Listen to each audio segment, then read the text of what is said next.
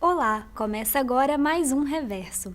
E no programa de hoje você vai conferir como funciona a alocação dos imóveis da universidade para fins comerciais, uma matéria com especialistas para se discutir sobre a compulsividade, a acessibilidade dentro do campus, o que existe e o que ainda precisa ser feito, os grupos que enfrentam tabus e preconceitos para discutir a diversidade sexual junto à população, uma iniciativa do Centro de Educação Física para incentivar os universitários a praticarem esportes. Eu sou Jéssica Romanha. E eu sou Viviane Machado, e o programa Reverso começa agora. Quem anda pela UFES já deve ter visto espaços da universidade sendo usados para fins comerciais. São bancos, livrarias, cantinas e copiadoras que alugam imóveis do campus para atender ao público universitário. Você já se perguntou como isso funciona? Então confira agora uma reportagem que explica como a ocupação desses espaços é definida. A falta de organização. E a gente enfrenta fila e ainda é mal atendido. As máquinas que vivem quebradas. O preço é muito alto. Não tem um atendimento muito bom com os alunos. Reclamações como essas resumem os sentimentos de vários frequentadores da UFES. Espaços como bancos, livrarias, cantinas ou copiadoras são alugados por meio de licitações e devem prestar um bom serviço a todos. O interesse maior da universidade, quando oferece todo esse leque de serviços, não só aqueles que ela tem condições de oferecer por si, mas aqueles que são explorados por terceiros, é garantir a permanência do aluno de graduação, de pós-graduação, toda a comunidade aqui dentro do espaço acadêmico. E esse é o único objetivo que nós temos para poder conceder a terceiros a utilização ou exploração desses imóveis. As cantinas recebem muitas reclamações e as principais são sobre o preço dos alimentos. Para a proprietária de uma delas, o valor cobrado pelo aluguel do espaço influencia diretamente nos preços dos lanches. Se você não coloca um valor que não dá para cobrir a sua despesa, não dá para cobrir funcionário, não dá para cobrir encargo, não dá para cobrir aluguel, água e luz, você não consegue trabalhar. O representante da UFES discorda. A gente não pode aceitar que haja qualquer aumento de preços abusivos nessas cantinas. Uma das empresas que presta serviços de cópias e impressões também é motivo de reclamação dos alunos. A Conscópia está com o aluguel e os salários dos funcionários atrasados. De acordo com a UFES, a dívida com aluguel é de quase R$60 mil. O trabalho que está sendo dispensado pela copiadora, pelo mau atendimento, também pela inadimplência que a empresa está tendo para com a universidade em relação também ao aluguel que ela paga, só aí já caberia uma rescisão contratual. A Conscópia diz que o motivo da crise financeira é a greve do ano passado e que a dívida com a UFES está sendo negociada. A situação é tão complicada que todo o rendimento do dia é destinado ao pagamento dos funcionários, que fazem sorteios para decidir quem vai ficar com o dinheiro. Um funcionário que não quis se identificar diz que chegou a receber apenas R$10 por uma semana de trabalho. Estamos em negociação com a UFES da questão do aluguel, já fizemos um parcelamento. O que entra não se retira, não dá para pagar o aluguel, entendeu? Então, o que se fatura hoje está voltado 100% ao pagamento de funcionário, é a prioridade. E além de ter tido a greve, não podemos esquecer que a gente só trabalha 8 meses, a gente só produz 8 meses em uma fábrica. O impasse entre UFES e Conscópia ainda não está resolvido, mas a universidade garante que o problema tem prazo para acabar. Eu já abri um outro processo para licitação. A minha expectativa é essa, de dar aos alunos esse novo serviço assim que retornar em maio. Muitas pessoas têm manias que se repetem com frequência e acreditam se tratar de um transtorno obsessivo-compulsivo, o TOC. O termo TOC se popularizou, mas somente os especialistas estão preparados para diagnosticá-lo e separar o TOC de simples manias. Quase todo mundo tem manias. Mania de coleção, de limpeza, de organização, mas às vezes elas se tornam repetitivas demais, fogem ao controle, passam a interferir e atrapalhar tanto o dia a dia que deixam de ser apenas manias e se transformam em transtorno. é o transtorno obsessivo compulsivo, mais conhecido pela sigla TOC. 1, 2, 3, 4, 1, 2, 3, 4, 1, 2, 3, 4, 5. Ok? Um ponto crucial para a gente diferenciar a mania, né, do TOC, no meu entendimento, é se há sofrimento ou não. Primeira pergunta. Se não há sofrimento, você teria o caso de uma mania, né? Uma pessoa, por exemplo, que coleciona livros raros, né, que coleciona antiguidades, ela fica excitada quando ela sabe da existência de uma relíquia em algum local? Fica. Só que se ela não pode ir naquele momento, ela pode adiar, ela pode economizar dinheiro, ela pode pedir para alguém guardar ou fazer reserva para ela. Agora, se houver sofrimento, já você cai no TOC, né? Um TOC menos grave ou um TOC mais grave, né? Se você não tem controle sobre o comportamento, também você cai num TOC menos grave ou num TOC mais grave. Então, o que vai diferenciar é realmente a questão da frequência, a questão do sofrimento e a presença da obsessão, que você não tem numa mania. Há vários rituais que caracterizam o TOC. Os mais comuns estão relacionados à limpeza, simetria, checagem e organização. O TOC é um transtorno que, além da obsessão, também está ligado a fobias. Envolve alterações de comportamento, pensamento e emoções. Os portadores do transtorno obsessivo-compulsivo geralmente sentem muitos medos. Bom, toda vez que eu estava sozinha em casa ou que as pessoas da minha casa estavam dormindo e eu tivesse em algum cômodo da casa que não tivesse ninguém, eu tinha que acender as luzes e ligar a televisão. Se alguém fosse lá e apagasse a luz ou desligasse a televisão, eu tinha que ligar novamente, porque eu sentia medo. Eu via vultos, eu ouvia ruídos, então isso me dava muito medo. Então eu tinha que ligar as luzes da casa em todos os lugares que eu estivesse passando. E a televisão tinha que estar ligada num volume em que, por exemplo, se eu estivesse na cozinha, eu estivesse ouvindo a televisão, para que eu não sentisse medo. 3 em cada 100 pessoas sofrem com transtorno obsessivo-compulsivo, e geralmente em segredo. Quem tem TOC faz de tudo para esconder suas ações repetitivas das pessoas com quem convive. Isso dificulta o diagnóstico e o tratamento, que juntos podem chegar a 9 anos. Tratar a compulsividade não é simples e varia de acordo com cada caso. Pode ir desde o tratamento sintomático, que visa combater apenas os sintomas do transtorno, até o tratamento das causas. O tratamento de um quadro compulsivo geralmente envolve o uso de medicamentos, né, que aliviam, geralmente ansiolíticos, geralmente o que está na base de um ato compulsivo, né, de uma síndrome compulsiva, é muita ansiedade, né? Então, geralmente, você tem que usar um ansiolítico, alguns antidepressivos, às vezes, ajudam também, né, nesse controle dos sintomas. Então, esse seria o tratamento sintomático, né, assim, para você atingir esse, vamos dizer assim, um bem-estar do paciente, né? E a própria psicoterapia que você faz paralelamente ajuda, né? Porque você esclarece melhor o paciente. O objetivo da psicanálise é lidar com a causa. Quer dizer, a psicanálise ela não se preocupa em aliviar sintomas, né? O objetivo da psicanálise é fazer com que esse sintoma ele possa ser ressignificado para que a pessoa possa, vamos dizer assim, vencer o sintoma da forma que ela achar melhor.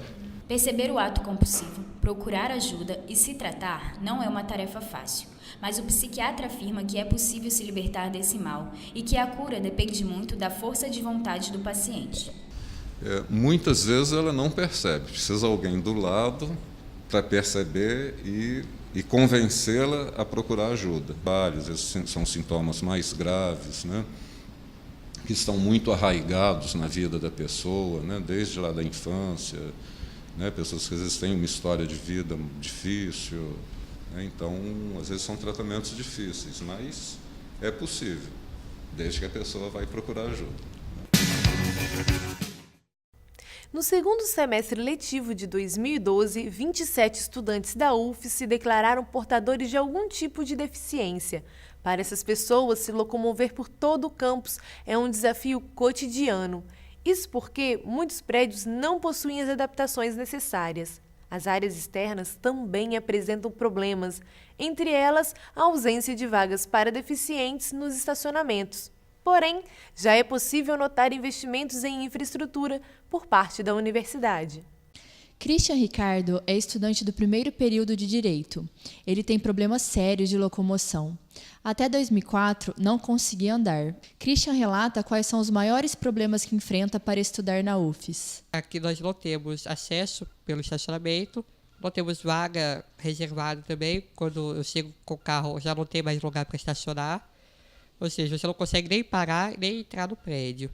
E há vários desníveis também, e uma rampa íngreme. E o prédio aqui de direito, ele tem 2 andares, só que não tem elevador nem rampa. E toda a parte operacional do prédio fica no segundo andar. Nosso laboratório de informática, sala dos professores, sala dos monitores. Segundo o estudante, o ED5, prédio do Direito, foi entregue em 2010 e, mesmo sendo novo, não atende às exigências necessárias, o que se contradiz com o que representa o curso. O pré-direito que luta para que as leis sejam cumpridas, luta pelo direito, luta pela justiça, acho que deveria mostrar isso para a sociedade também. O estudante de Ciências Sociais, Pablo Lima Rabelo, já está na UFES há 2 anos. Suas aulas são no IC2. Elas acontecem no térreo, pois o prédio não é adaptado. A locomoção na UFES é ruim, como sempre foi desde o começo. Ultimamente tem dado uma melhorada, mas é residual perto do tamanho da UFES, né? Então, no geral, o padrão continua muito parecido, porque eu continuo sem acesso aos principais órgãos da universidade, vamos dizer assim, o acesso é bem ruim. E você ficar tomando porrada nessas calçadas aí, pancada o dia inteiro, cadeira vai para o espaço, coluna vai para o espaço. Hoje eu conheço muitos amigos meus que falam, eu nem tento vestibular na UFES porque eu não conseguiria sobreviver lá dentro. Garantir aos deficientes autonomia de locomoção é um direito previsto por lei. A legislação que trata desse assunto especifica uma série de adaptações que oferecem acessibilidade a essas pessoas. Se fala de lei, se fala de melhorias pedagógicas, de melhoria no ensino, se idealiza um sistema de inclusão, só que pouco se conversa com a pessoa com deficiência que vai utilizar todo esse sistema. Para o professor de arquitetura Paulo Vargas, houve uma demanda social que impulsionou maior atenção sobre o tema. Então, a legislação ela é um suporte para esse movimento, né, que clama cada vez mais por inclusão das pessoas, né, nos diversos ambientes, tanto público quanto até mesmo privado, né? Mas principalmente nos edifícios públicos, hoje já é uma exigência, né, legal, e não se admite que você não preveja, né, todas as formas de acessibilidade universal a esses edifícios. Paulo afirma que, ao longo dos anos, a universidade tem se empenhado em garantir a permanência desses estudantes na UFES. Recentemente foi feita uma série de melhorias nas passarelas, né, de acesso, nas calçadas. Alguns edifícios ganharam rampas, né, mas nem todos ainda estão contemplados, e muitos estão com rampas, mas ainda que não atendem inteiramente às normas. Apesar dos avanços com relação à acessibilidade, é possível notar que os estacionamentos da UFES não possuem as adaptações necessárias, como vagas reservadas a deficientes. Alguns até possuem rampas, mas nem todas estão em boas condições, como essa daqui. Apesar de tantos problemas visíveis, a Prefeitura Universitária diz que a maioria dos estacionamentos possuem as adequações necessárias. O problema é que os motoristas não respeitam a prioridade. Outra questão apontada está no quadro reduzido de arquitetos. Isso faz com que as demandas de acessibilidade não consigam ser feitas de maneira rápida.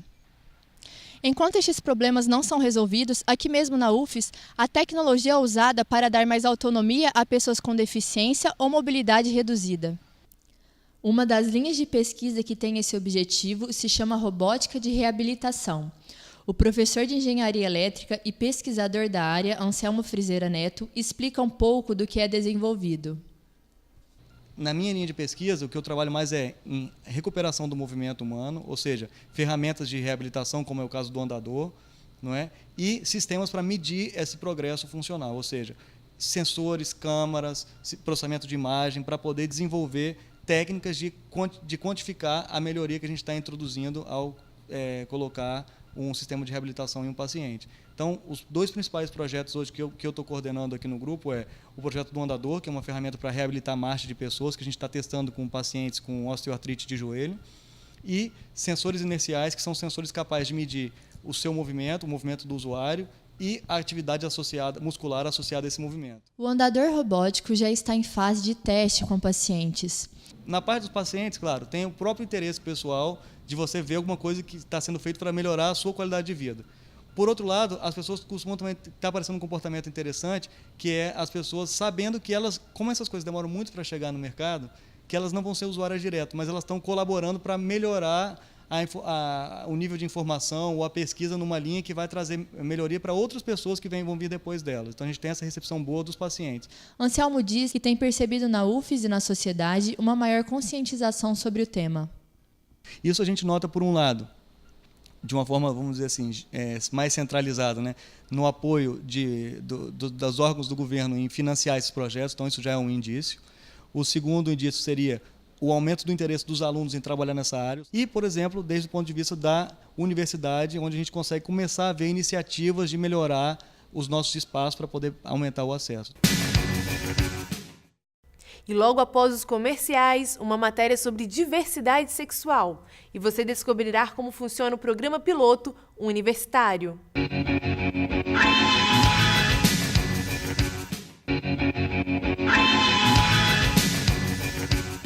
Quando se fala em diversidade sexual, logo se pensa no público LGBT, formado por lésbicas, gays, bissexuais, travestis e transgêneros. Só que além da liberdade de orientação sexual, respeitar a diversidade também significa levar em consideração a igualdade de gêneros e toda a complexidade das relações afetivas humanas. Questionar os padrões impostos ainda é um tabu para muitas pessoas, mas é um tema que precisa ser discutido. Não é nem falando sempre de diversidade sexual, mas o respeitar o cidadão, respeitar o ser humano assim como ele é. Se ele é obeso, se ele é magro, se é negro, se é branco, se é vermelhinho. O respeito ao cidadão é importante. Quando você ensina o respeito, com certeza a criança lá há alguns anos vai entender a respeitar o gay, a lésbica, a travesti, a transexual da forma que eles são. Diálogo e respeito resumem as principais lutas dos movimentos LGBT aqui no Espírito Santo, onde pouco se fala sobre isso. Dos 78 municípios capixabas, apenas 2, Vitória e Cariacica, possuem uma coordenação ligada à diversidade sexual. Não dá para considerar que fazer obras, prédios, escolas é a política do município. É necessário discutir nossos conceitos de cidadania, a forma como a população se vê, né? E aí é incipiente, assim, o que a gente tem até hoje não consegue dar conta da demanda da nossa população LGBT. Para ampliar esse diálogo, existe desde 2010 na UFES o coletivo Causação, que reúne pessoas de diversas orientações sexuais para discutir e compartilhar experiências. Mas a missão não é fácil.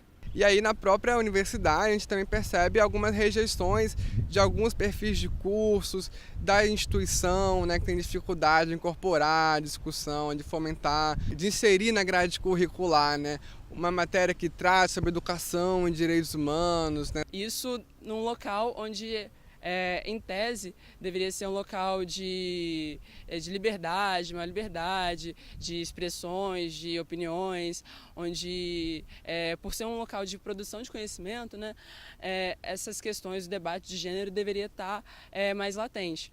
Diversidade sexual é a forma como cada um enxerga e lida com a sua própria intimidade. Além da questão da homossexualidade, a liberdade da mulher com relação ao seu corpo e à sua vida também é um tema que merece ser debatido. Mulheres que hoje são a maioria da universidade, né, as estudantes são a maioria, elas percebem mais que há uma urgência em quebrar esses padrões. E estão quebrando, né? Já o fato de sermos maioria entre as estudantes já é uma quebra de padrão, né? Raquel considera que o machismo ainda é evidente na nossa sociedade.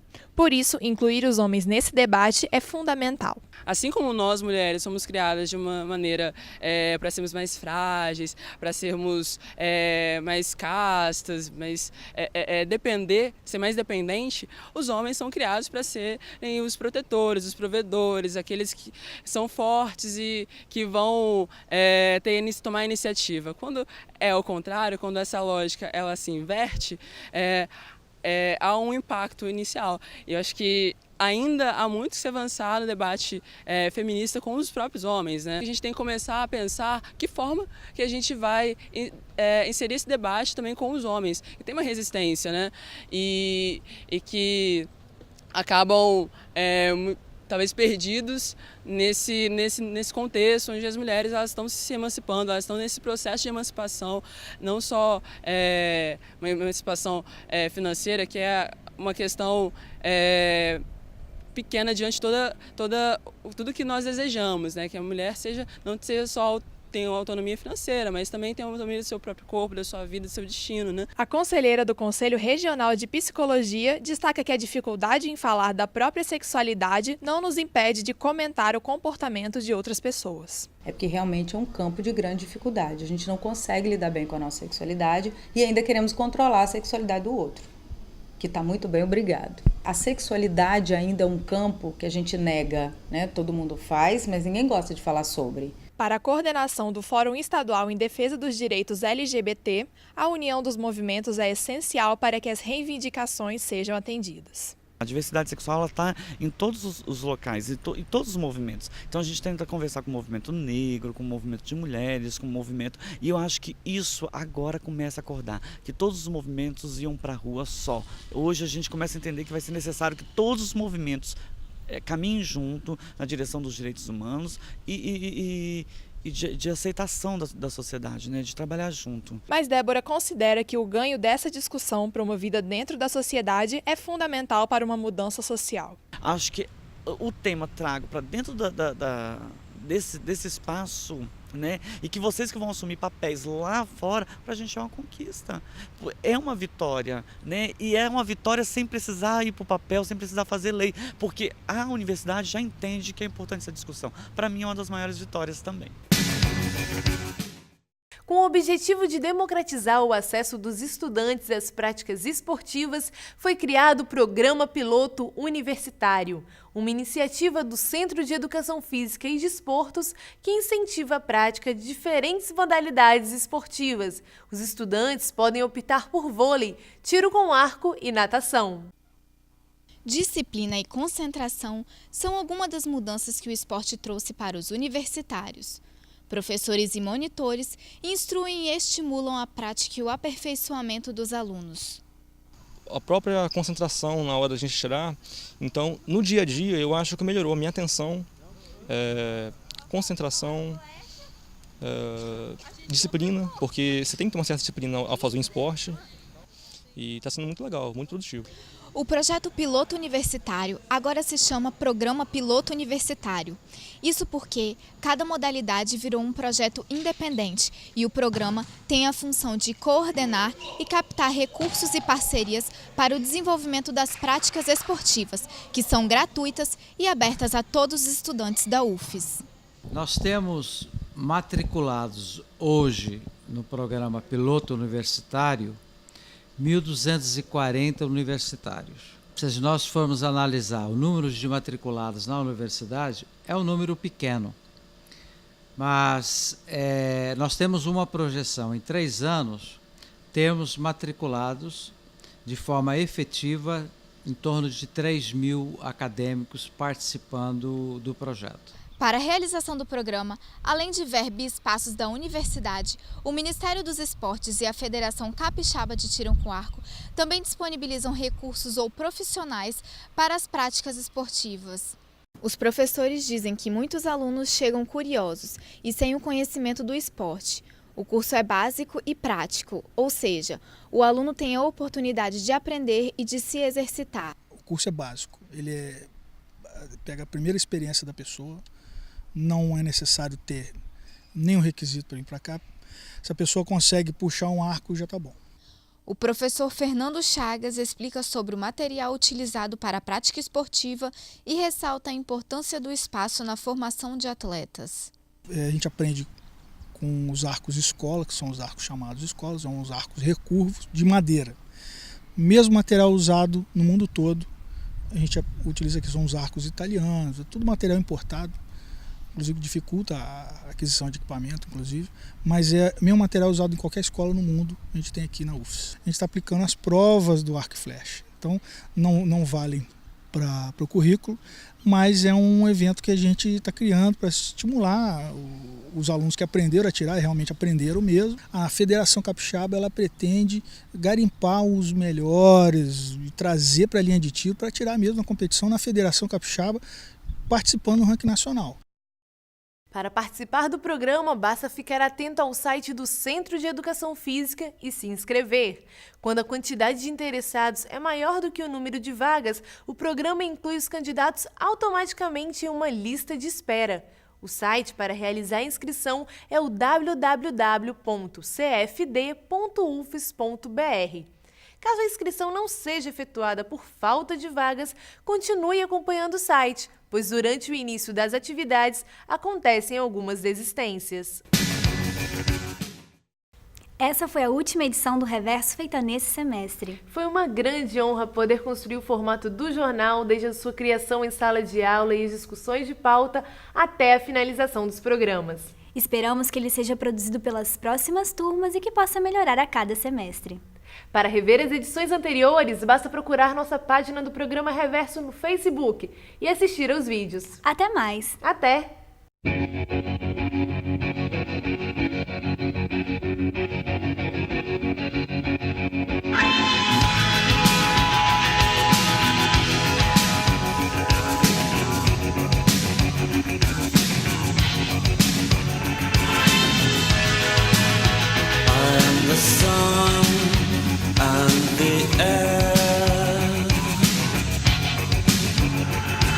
Shyness that is criminally vulgar.